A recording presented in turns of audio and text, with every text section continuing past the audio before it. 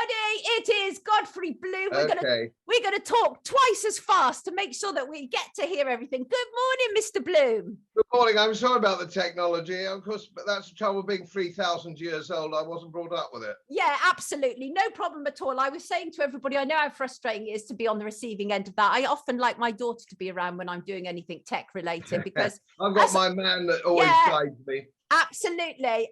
The magic of banking, the coming collapse. Godfrey, many people don't understand how money and banks work, and I am no exception to that rule. And I believe it's an absolute failure not to teach this in schools.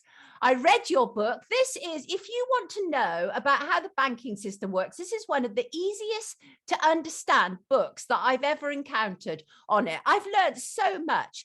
First of all, tell me, what is the Austrian School of Economics, which you subscribe to?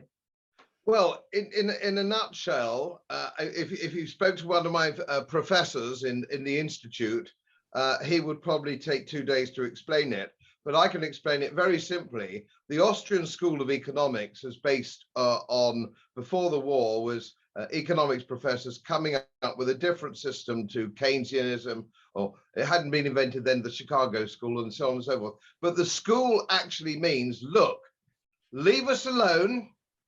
We don't like paying tax. We don't like regulation. Let people get on with their own lives. We know much more about our own lives than politicians.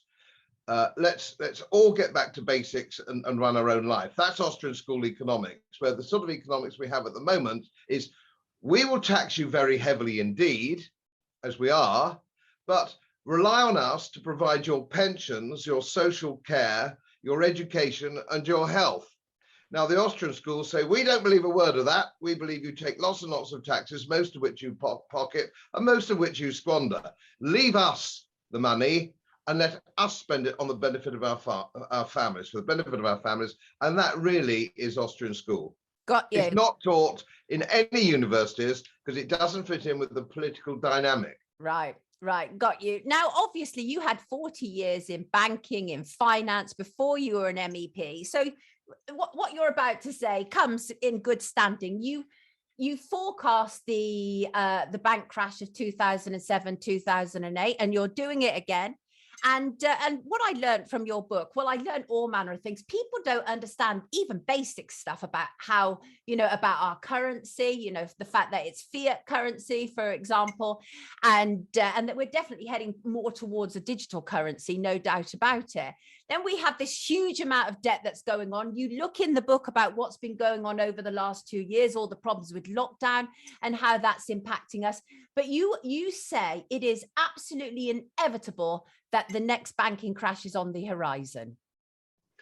Yes, it has to be, because when we had the crash in 2007, which was bailed out by taxpayers globally, what now is the problem is the amount of debt that banks have, corporate debt, national debt, and private debt is at 270 trillion, which is a figure beyond human imagination. We can't imagine 270 trillion. It's beyond human, including me, incidentally, after 40 years. It's a figure that we can't conceive of. So you cannot have that kind of debt and it be sustainable. And of course, if you have paper currency, paper currency is not asset backed, it's meaningless, it's a medium of exchange. And the director, the editor of the Accountant magazine, Emil Wolf, a few years ago said that Godfrey's book really should be provided for every fifth form in every school in the country, so people can understand money. Now, people don't understand money, and this is because it's not taught. I also include financial journalists. Oh, 100%. They don't understand money. You tear into them. I love it.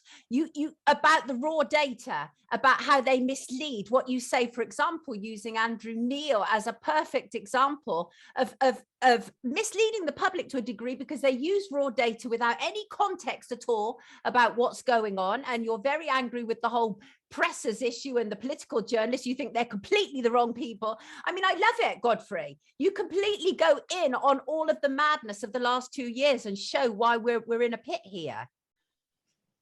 Well, if we can, excuse me, if we can understand money, what is money and what is a medium of exchange?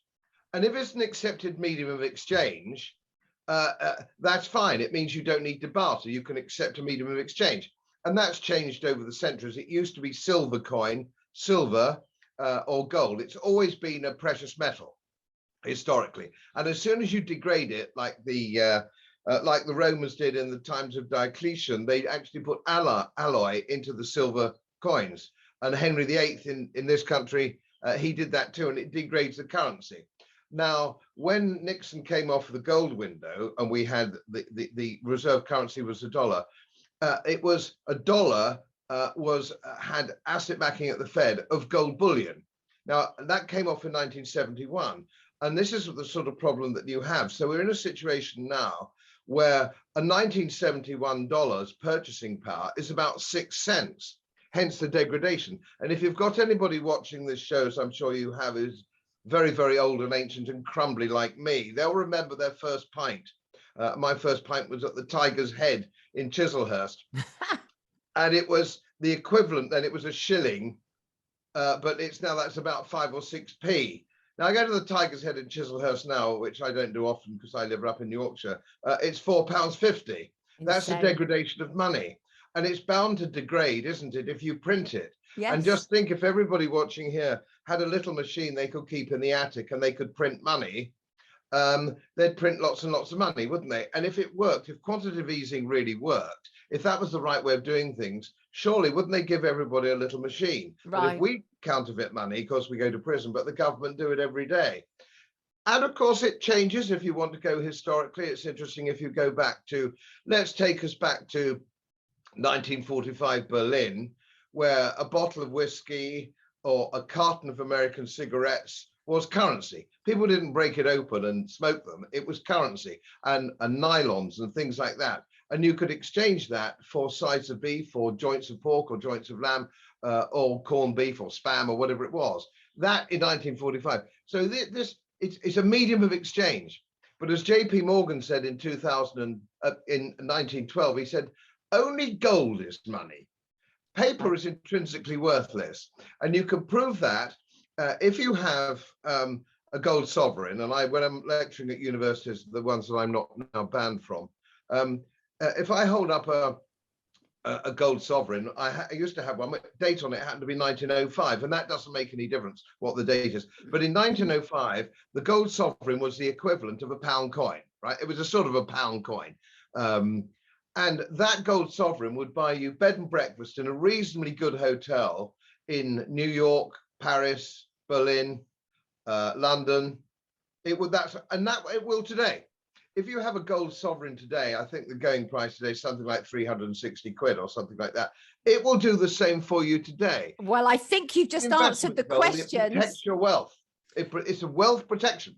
Yeah, well, that's interesting because there's a lot of questions here saying, should we buy gold and silver? And the people are like, there's quite a lot of people asking this, and that is definitely the take-home message that I got from your book, that the gold is the way to go, right? Certainly gold. And if anybody there who got my first edition, which I think was in 2014 or 15 or something, I can't quite remember, where I recommended, and of course, gold was $1,100 an ounce when my first edition came out. It's just tipped $2,000 an ounce now. So everybody who took that piece of advice has done extremely well, in as far as they've protected their wealth. They haven't made much money because prices have gone up since 2011, but it means that in your old age, your savings today, let's say you're 60 years old today, your savings will be buying you in gold the same when you're 80 as it will when you're 60. And that's really the key. Nothing else will. Everything else is degraded. Even, would you believe, in the turn of this century, only 22 years ago, gold has degraded, paper money has degraded, the dollar has degraded by 80%.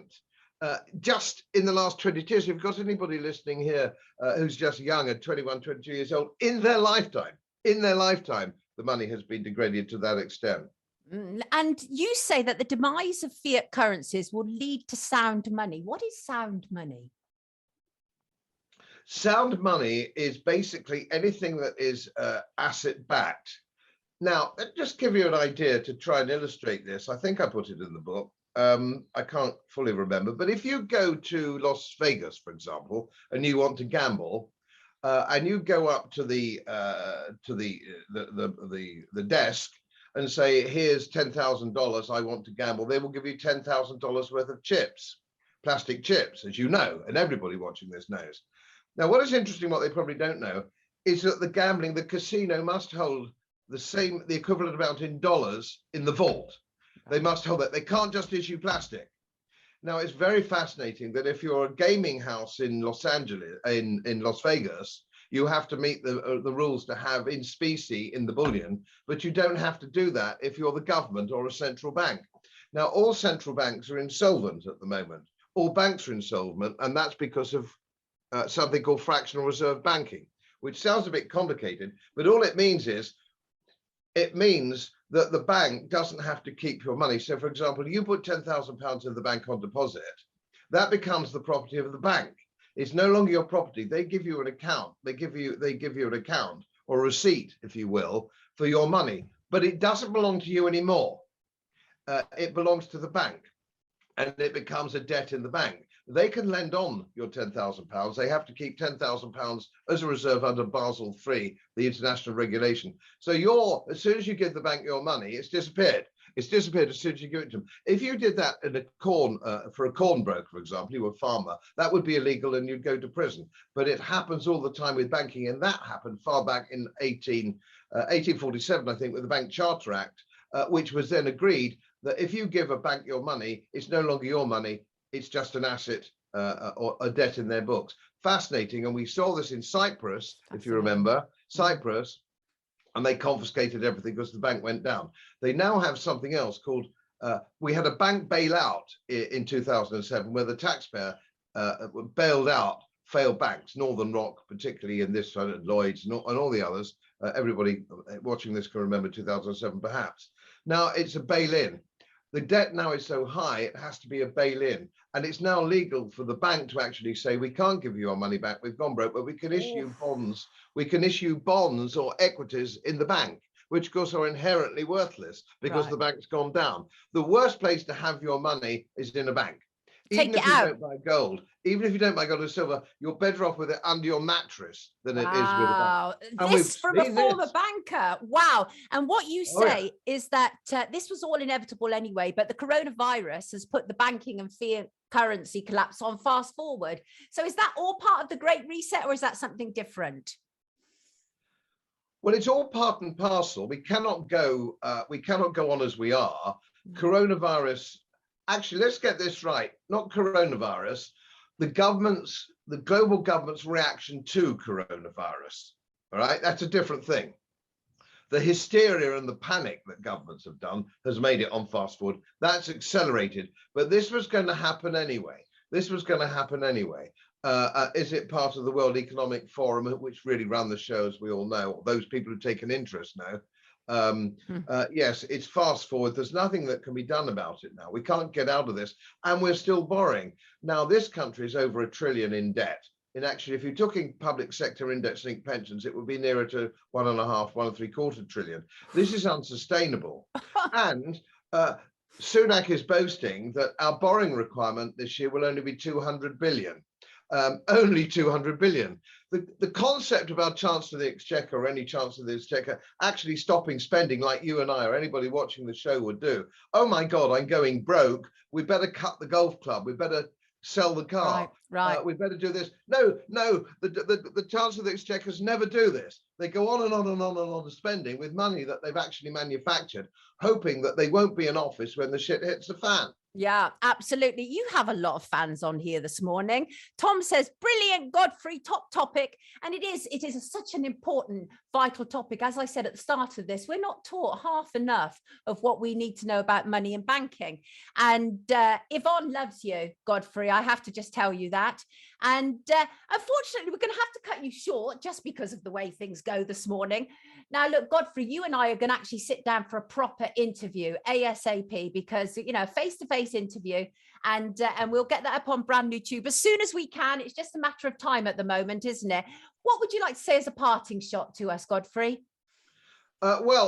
Just like to say that my book isn't to make money cost. It's the same price that it was at the first edition, and the people who've contributed with all sorts of stuff on it have done it for free. This is genuinely pro bono publico. Honestly, I'm not here to make a buck. Absolutely. A mere £7, a mere £7, and you can protect yourself in all manner of ways. This is a protection. Worth it, every damn penny. Everybody, the wonderfully outspoken Godfrey Bloom. I so appreciate how outspoken you are, Godfrey, and I know everybody else does, but he's not just outspoken, he is an independent researcher. So if you are able to support him, please do, because he's doing all this on his own money. Godfrey Bloom, have a wonderful weekend. Take good care of yourself. Thank you for inviting me. Great pleasure. Lovely to see you. Take care.